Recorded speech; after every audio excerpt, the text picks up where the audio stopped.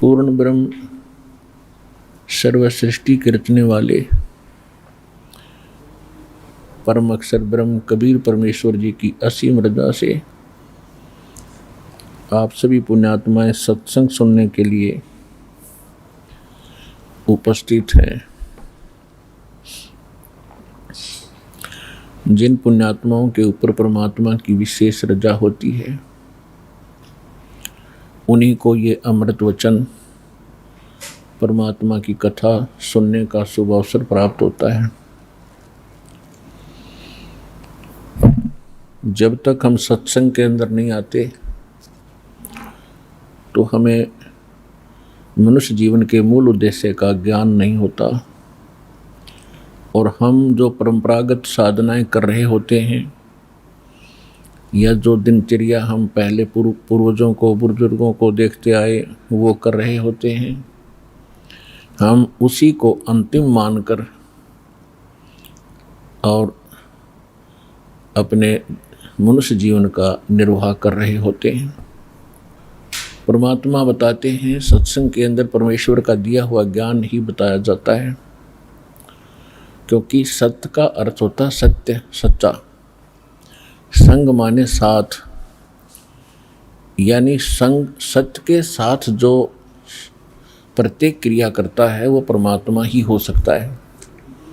तो परमात्मा ही सत्य ज्ञान देता है जिसको सत्संग कहते हैं।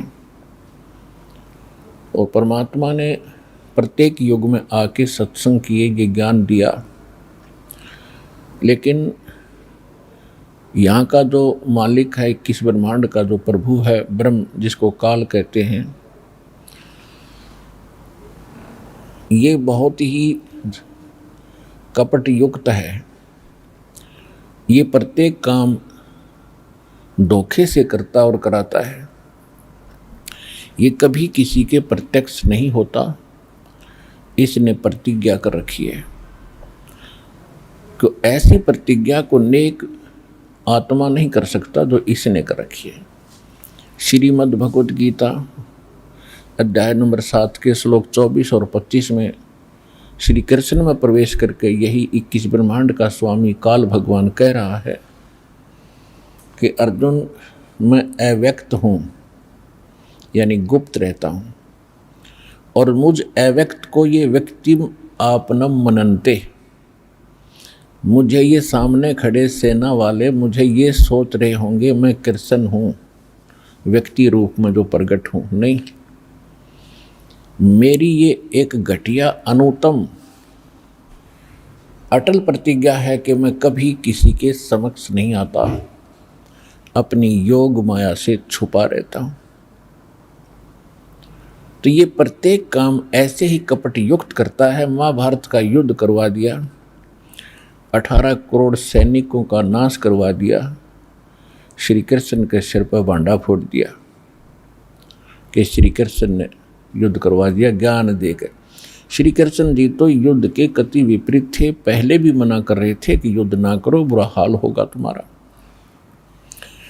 जब नहीं माने तो इन्होंने यहाँ तक निर्णय ले लिया था कि मैं युद्ध नहीं करूँगा, हथियार भी नहीं उठाऊँगा, एक पक्ष में मैं होऊंगा, एक पक्ष में मेरी सेना होगी। तो फिर ऐसा नेक व्यक्ति जब अर्जुन मना कर रहा हो और वो कहना लड़ ले तेरे दोनों हाथों में लड्डू हैं, श्री कृष्ण नहीं था वो, उसी समय काल प्रवेश कर गया और ये ऐसे जुल्म करता कराता है। अब इसका भांडा फोड़ा कबीर भगवान ने आकर के। परमात्मा ने वैसे चारों युगों में ही इसकी जानकारी दी थी, लेकिन उस समय हम समझण योग्य नहीं थे। तो अब परमेश्वर ने सबसे पहले आपको शिक्षित किया। इस शिक्षा का हमें आनी भी बहुत हुई है। हम बेशक से बनकर बड़े बड़े इंजीनियर बन गए, बड़े बड़े डॉक्टर बन गए और बहुत सी अन्य पोस्ट हमने प्राप्त कर ली, पर मनुष्य जीवन का नाश कर दिया, अनमोल जन्म बर्बाद कर दिया हमने। अहंकार भर गया जन जन के अंदर। और पहले क्या देखा करते, गांव में कितने भी नम्र व्यक्ति होते थे, वर्षा समय पर होती थी, ना होती तो भगवान के गुणगान किया करते थे। हे परमात्मा 2 बूंद डाल दे तेरे बच्चे भूखे बैठे हैं। अब परमात्मा ने सब सुविधा इसलिए दी कि तुम भक्ति कर सकते हो, और इस सुविधा का हमने दुरुपयोग ज़्यादा कर लिया। नाचना, गाना, कोठी बनाना, ब्याह शादी में बकवाद करना,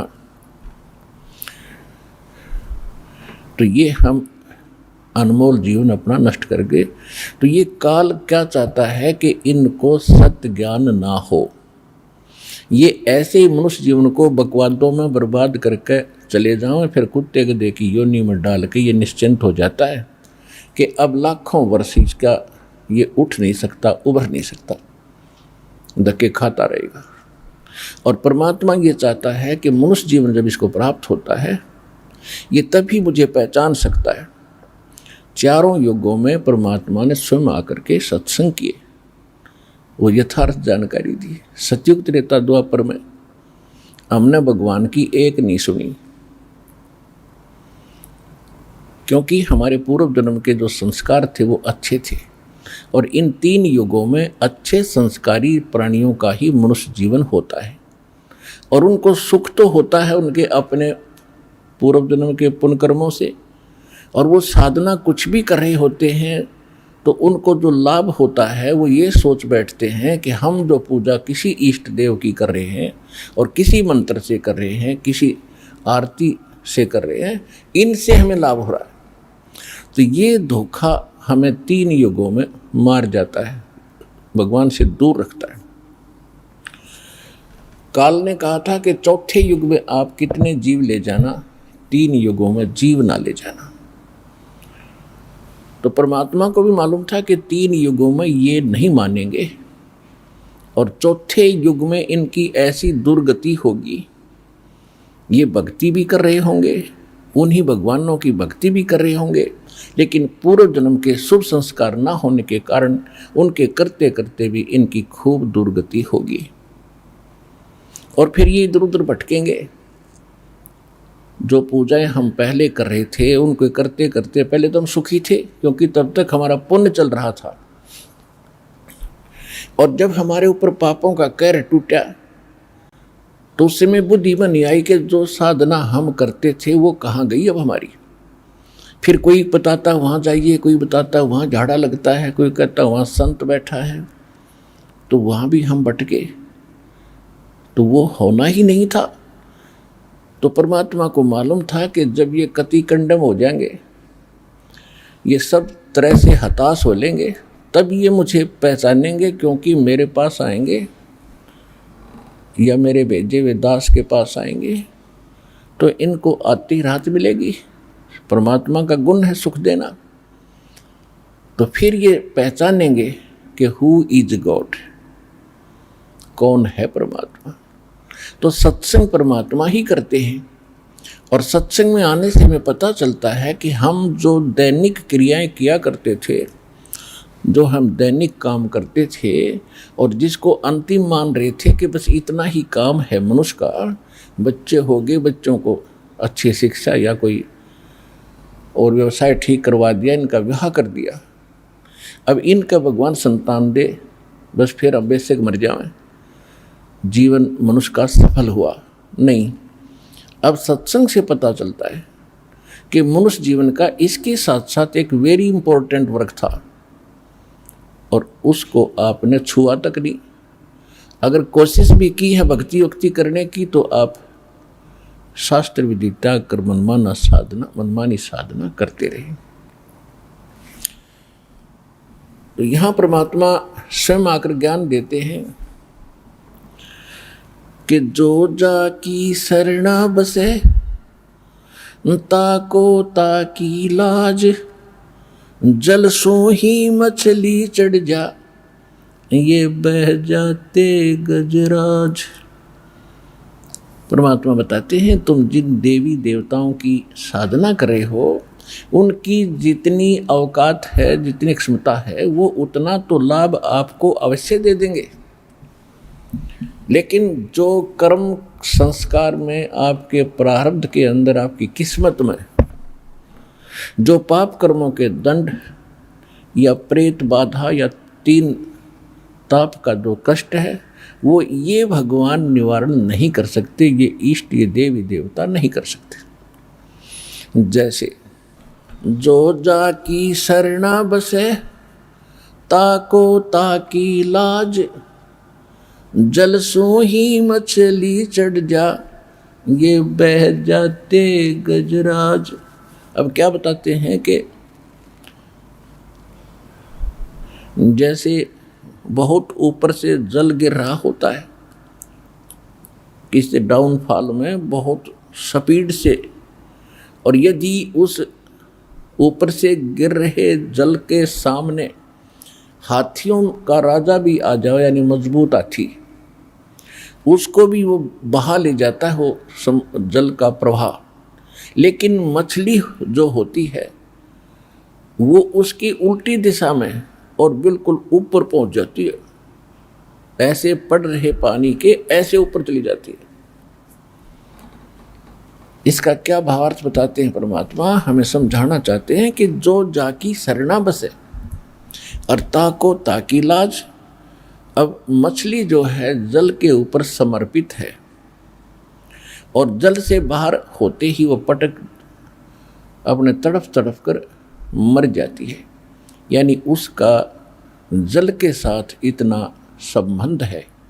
यदि आप ऐसा किसी इष्ट के साथ लगाव करते हो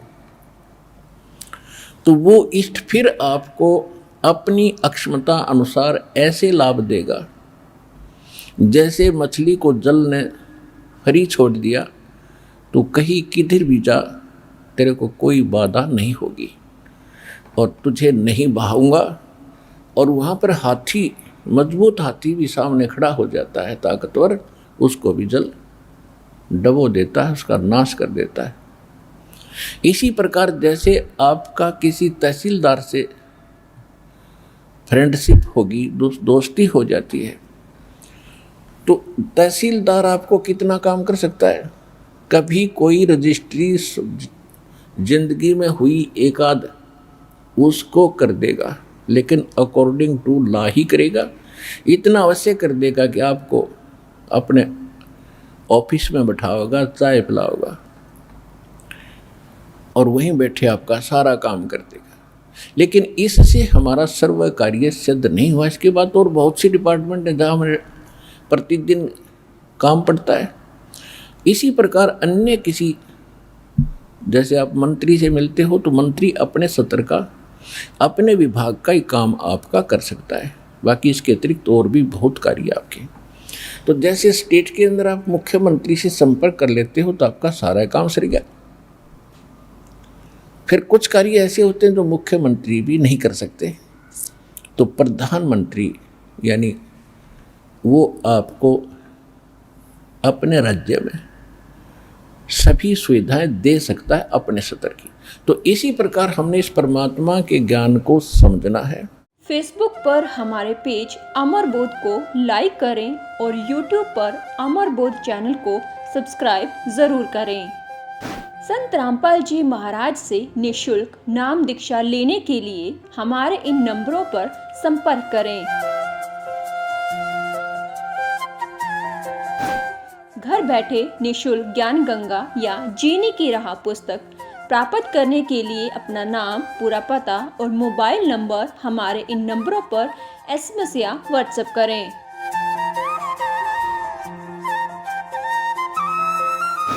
अधिक जानकारी के लिए हमारी वेबसाइट supremegod.org पर विजिट करें।